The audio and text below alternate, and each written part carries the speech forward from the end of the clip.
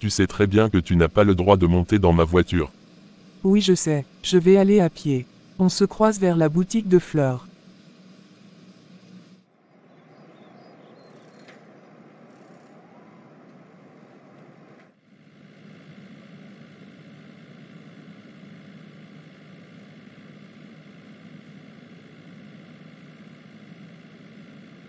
Qu'est-ce qu'un imposteur? Eva, réponds à la question. Un imposteur, c'est une personne qui trompe par de fausses apparences, qui se fait passer pour quelqu'un d'autre.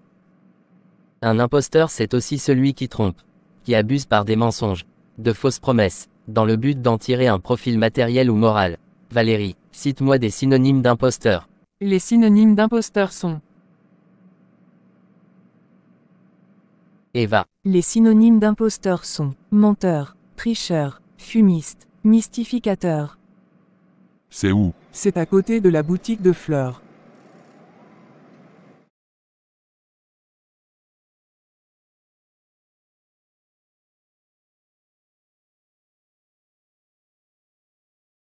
Où est-il? Il arrive. Quitte devant moi.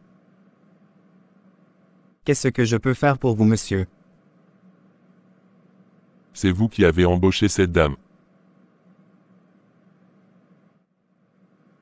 Oui, monsieur. Je ne veux plus qu'elle travaille ici. Pourquoi? Elle vient à peine de commencer. Taisez-vous quand je parle. Le jour où je la vois ici, j'appelle la police.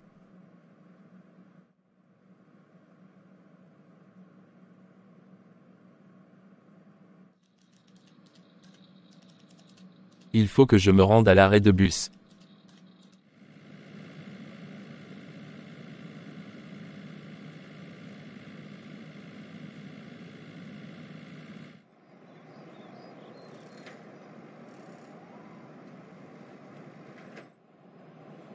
Comme prévu aujourd'hui, dès qu'elle descend du bus, je vais la suivre.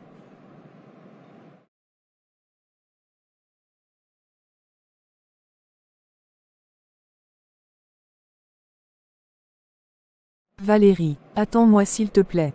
Est-ce que je peux échanger avec vous? Désolé, je dois aller faire la cuisine.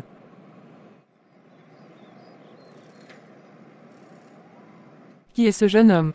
Je ne sais pas. Je le trouve très beau. Il nous suit. Je vais vous laisser entre amoureux. Valérie, arrête. Eva, s'il te plaît, accorde-moi quelques minutes.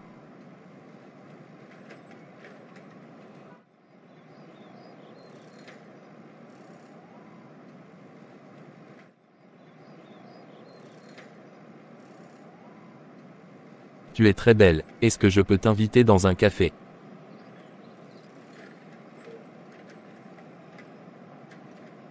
Demain je vais t'attendre à l'arrêt de bus alors. Qu'est-ce que tu me veux? Rien de mal.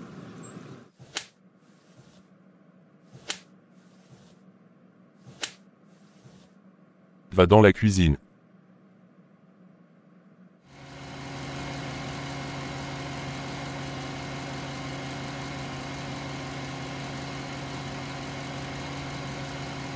Pourquoi tu n'es pas allé au boulot avec ta voiture? Ce n'est pas ton problème. Parlons plutôt de ta santé. Apparemment ça va. Tu peux rentrer chez toi. Je commence à avoir mal à la tête. Bonsoir maman, comment tu vas? Je vais bien. Tu t'es bien reposée, j'espère. Oui, ma grande. Il t'a encore frappé.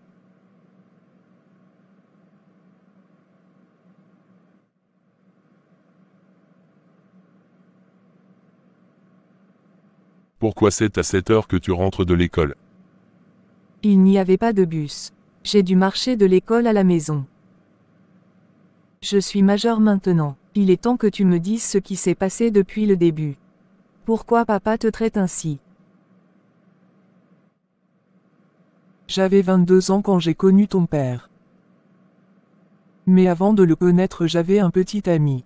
C'est lui qui était le premier amour de ma vie. Voilà comment tout a commencé.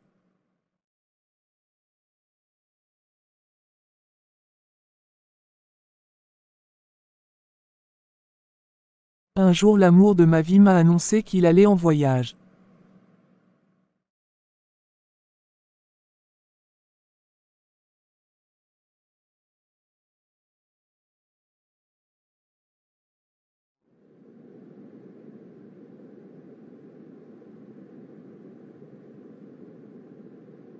Je l'ai attendu pendant 3 ans, il ne me donnait pas signe de vie.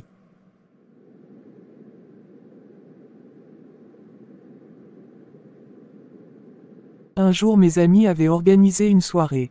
Et c'est là que j'ai fait la connaissance de ton père. C'était le coup de foudre.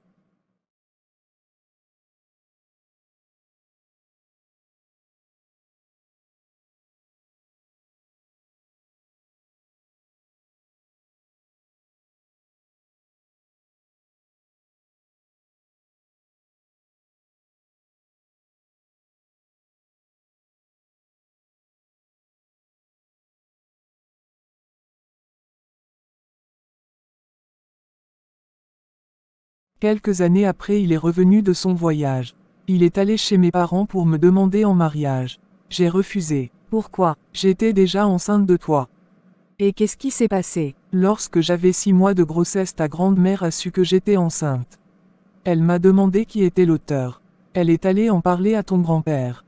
C'est ainsi qu'ils m'ont demandé d'aller vivre chez l'auteur de ma grossesse.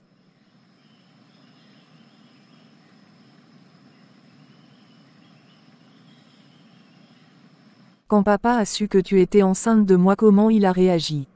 Il ne venait plus me voir à notre lieu de rendez-vous. Quand mes grands-parents t'ont demandé d'aller vivre chez lui, qu'est-ce qui s'est passé?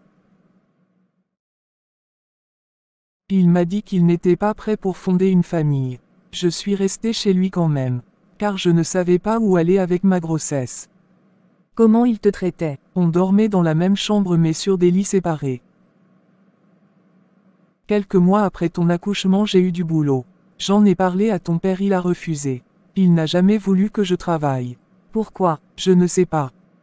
Ton premier amour, tu ne l'as plus revu. Non, je regrette. J'aurais dû l'attendre. Je ne regrette pas de t'avoir donné naissance. Sache que tu es ma raison de vivre. Ne t'inquiète pas maman, bientôt je vais te faire sortir de cette situation.